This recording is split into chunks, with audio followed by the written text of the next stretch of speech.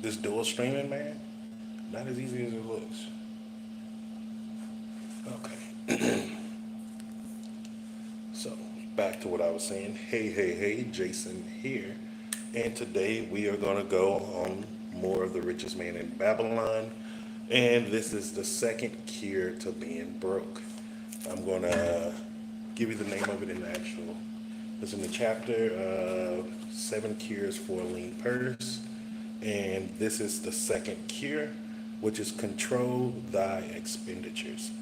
Now, if you missed yesterday and today's your first day on the live, all I'm doing is going through one of the books that I use for increasing my financial freedom, but also my financial intelligence or literacy, The Richest Man in Babylon. And we put it on both screens for you. And I'm just going through it and breaking it down the way I study it. And this is one of the things that has helped me with business and helped me to be able to think the way I think around money now. Like I said yesterday, just to give a little recap, yesterday is the first cure to being broke is you need to start paying yourself. You need to pay yourself 10% of whatever your monthly income is.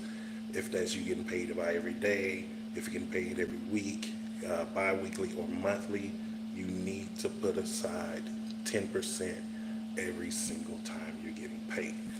That's just one of the rules, and it says with that money, then you can actually save up enough money to get into an opportunity that you've been looking into. So let's go ahead and get into the second cure. Some of your members, my students, have asked me this: How can a excuse me? How can a man keep 1/10 of all he earns in his purse when all the coins he earns are not enough for his necessary expenses?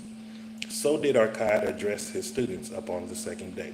Now, Akkad is the richest man in Babylon, who the king has actually asked for him to teach other people on how to become rich, because the king understood the more people that understood money and could increase their money, the better the society of Babylon would be. Yesterday, how many of thee carried lean purses? All of us answered the class. Yet thou do not all earn the same. Some earn much more than others. Some have much larger families to support. Yet all purses were equally lean. Now I will tell thee an unusual truth about men and sons of men. It is this, that what each of us calls our necessary expenses will always grow to equal our incomes unless we protest to the contrary. Now, this is really good information here, and what he's saying is, look, everybody got the same problem. It don't matter what job you is or how much money you earn. We're all spending as much as we make. We're not budgeting. We're not controlling our expenditures. And that's what he's saying. He's like, you need to learn how to budget. Where's your money going? You can't save money if you don't even understand where your money is going. And I can attest for this. Before I knew how to budget, I was broke. I was living paycheck to paycheck. I was doing payday loans, car title loans. I'm not ashamed of it. And I'm saying this because it's like, if someone can start at that level, and now I'm living overseas in my fourth country now, like, there's ways out of this stuff. And some of us are doing this stuff without reading this. But guess what, man? It's a struggle. It's hard out there, yo. I wish I would have had this book back then and was studying it like this, because it would have saved me a lot of money in my life, especially paying that black tax of not understanding and not knowing what to do. Not what media is telling you that you want, or your family is telling you what you should want, what you truly want. That's when you're going to not only find more money in your life, you're going to find peace. Once you get into peace, it is so much easier for money to flow to you. And this is one of the things that people do not talk about. And so then he says, I say to you that just as weeds grow in a field wherever the farmer leaves space for their roots, even so freely do desires grow in man whenever there is a possibility of their being gratified. Thy desires are a multitude, and those that thou mayest gratify are but few. And what he's really saying is like the real things that we truly desire in the world isn't a lot. It's a lot less than what we really want when we actually start thinking about, what do I want for my life? You take everyone else out of the equation. You just say, what do I want for my life? Where do I want to be in my life? And once you figure those out, you're going to be like, you know what? 99% of the stuff I've been stressed out about, I don't care about. And like for me, today, I went to the store, I came back home. That's it. I didn't do nothing else. Sometimes my best days in the week is when I don't even open my front door and step outside my house. I just open the back door and just sit outside on the porch and just chill. Like, there's days I don't want to do anything. I just want to chill and relax. Like, just when was the last time you just sat back and watched the birds pick around the grass? Like, those things really are some gratifying moments. You'll be shocked. And then the other thing where it was saying, excuse me, about the farmer leaves space for their roots, even so freely do desires grow in man. This is just going to the Bible, and all it's saying is what you reap is what you sow. You need to start thinking about the things that you care about, the things that matter. Those things are very important. If you keep focusing on things that you don't even care about, you're never going to be getting the ideas of the things that you want in your life. And so this is why I say also, we only have two goals in life. The first goal is to increase our financial intelligence. The second goal is to actually achieve financial freedom for ourselves, whatever that look like for you as an individual, and then you expand from. So then Archon says, study thoughtfully thy accustomed habits of living. Herein may be most often found certain accepted expenses that may wisely be reduced or eliminated. Let thy motto be 100% of appreciated value demanded for each coin spent. Now, what he's saying right here is get your bang for your buck. Stop wasting money. Stop. We all have things. Even I have things right now, right here within arm reach. Like I bought this gimbal. Complete trash. It sucks. I don't know I can't figure out how to use it. The adaptive AI sucks on it. And the manufacturer is not a very good manufacturer after I did a little bit more research in it. It sucks. I'm not getting 100% value from purchasing that. It's a regret. But when you're in debt, you cannot afford many regrets. The more regrets you have is just keeping you you're just sinking deeper and deeper and deeper into debt. And so you have to eliminate those. When I first learned how to budget, I realized I was spending about maybe $500 a month for a family of two for groceries. I was spending another $1,000 a month in accumulated eating out and us rewarding ourselves. I was wasting a bunch of fucking money. And then I was wondering why I'm going paycheck to paycheck. Why am I broke? Why is it that we're making well over six figures, but we're not seeing the benefits of it? Because we were just spending our money on dumb stuff because we wasn't budgeting. We didn't know what our household was. We didn't know what our true living expenses was. We didn't understand those things. And until we went pen to paper and just started writing everything down and actually tracking it, that's when I started understanding, like, I wasted a lot of money. Not only did I waste a lot of money, I was spending a lot of money on stupid shit. And I was like, yo, you're too old to be doing this. Do you want to be broke the rest of your life? The answer was no. And so that's when I went and started increasing my education at that time, learning from Dave Ramsey. I did the envelope system, bought his envelopes, did Susie Orman, watching a bunch of money shows, watching shows like American Greed to understand how people go wrong with money. I started really just focusing on what money is and why I want it and why it's important to me. And so when I increased my knowledge, I didn't know I was increasing my financial literacy. And then as I started increasing my financial literacy and went into action, I started getting financially free. And the beautiful thing that I found out about being financially free is it is cheaper than being in debt. We live on a debt system. It doesn't matter where you live in the world, you're living off of debt. Most people don't understand that. It goes back to when the whole world was taken off the gold standard and put on the US dollar as the commodity. once they did that, they put the whole world in a debt system. So because the whole world is in a debt system, you have to become financially free. But the catch is you're never going to out earn it. That's what this is telling you. You're never going to out earn what you make or your expenses. Your expenses are going to always increase as your money increase. Like if you get a raise, you might, treat yourself with getting a brand new car. But guess what? That new car going to be more upkeep, a little bit more money for gas because it might burn more.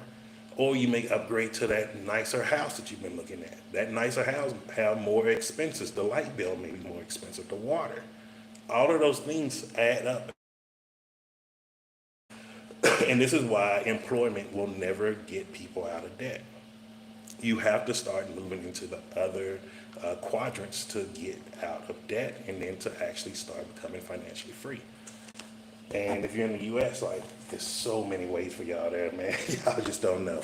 If I was there right now with the understanding and knowledge I have, I'll be kicking ass in the U.S. And so let's finish this up. Therefore, engrave upon the clay each thing for which thou desire to spend.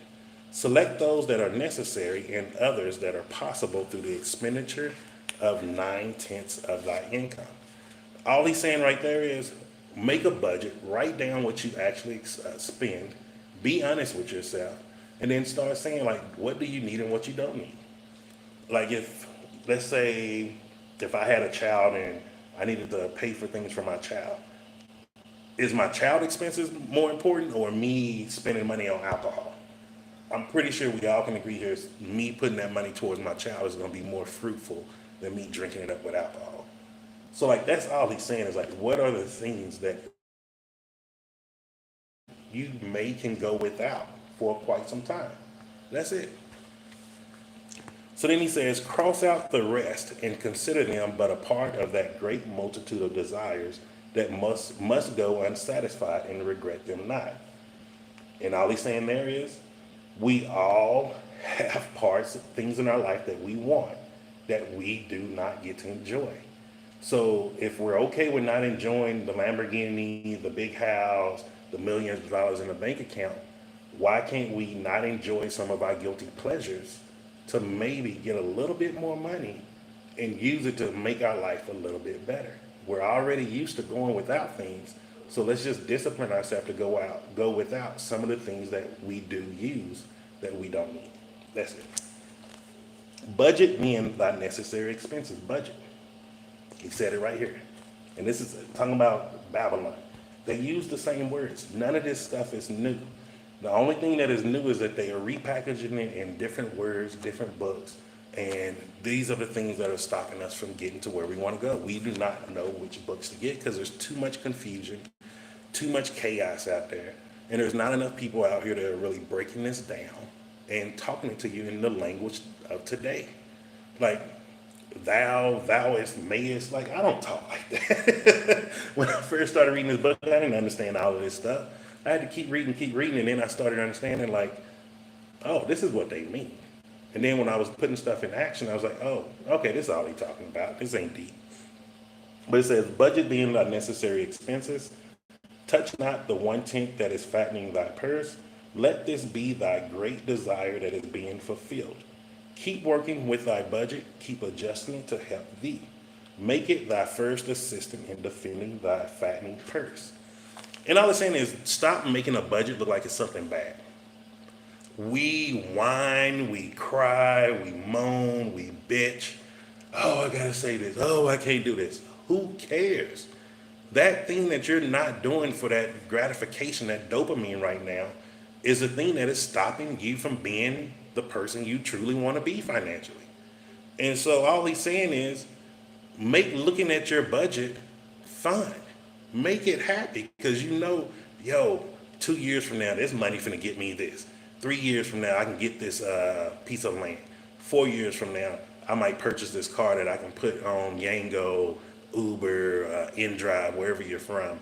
And then that can start making you disposable income, passive income. And you didn't change anything about your life except deny yourself maybe one or two things. That's all he's saying is make the budget fun. Like even today, like I went and looked at my crypto portfolio. I'm doing decent. Like I'm doing decent as I'm rebounding.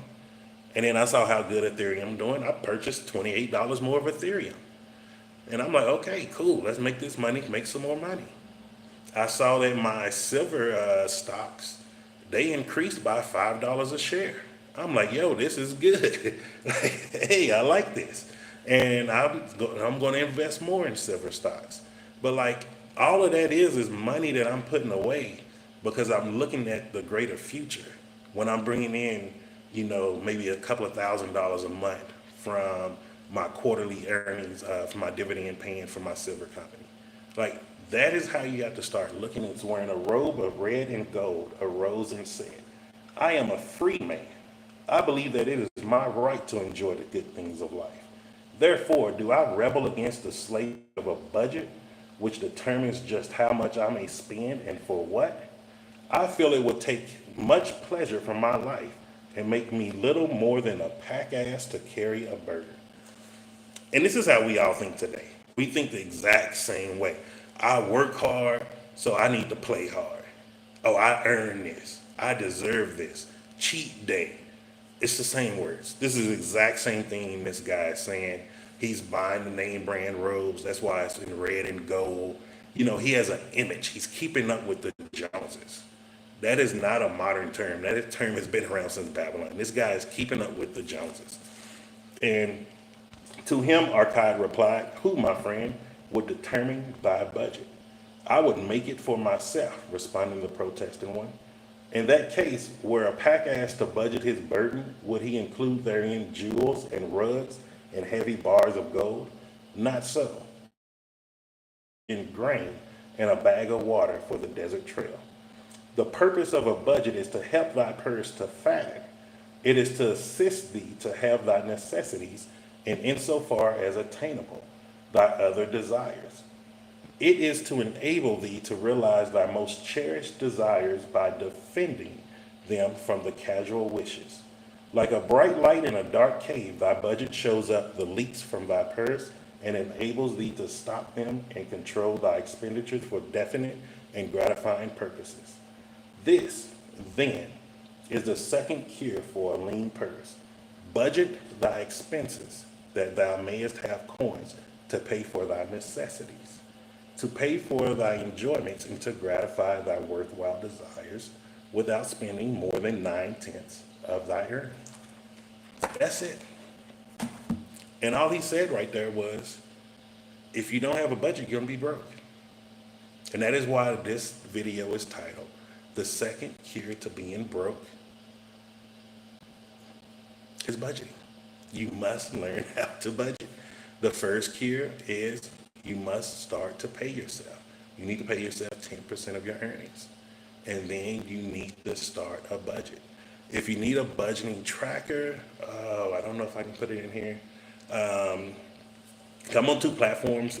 In YouTube, I'm going to put it on the community post. Here on TikTok, shoot me an email, a DM. If you shoot me a DM on TikTok, I will send it to you. I have to just get on the computer and copy the link over. And it's a form. I just put it together. I had AI put it together for me. And it's literally just a budget tracker. I use it myself. And it has all the things on there for you can fill out. It has spaces for saving.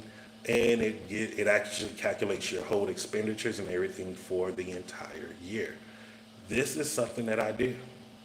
Every year come January, I budget for the entire year. I project out how much I want to spend on rent, to go out each month, all of these different things. And then every 3 months I check in, I see how my budgeting going, and I see, did I invest my excess money into the assets or liabilities to see where am I going wrong. You don't have the time to learn it. When the people who teach this are teaching, it is while you're working. And so this is one other reason why I'm doing this is like everybody is not privy to this information, or especially having the time to be able to break this stuff down. And so let me know if you want to go through the second Being Broke tomorrow, or if you want me to move on to a different book just to give something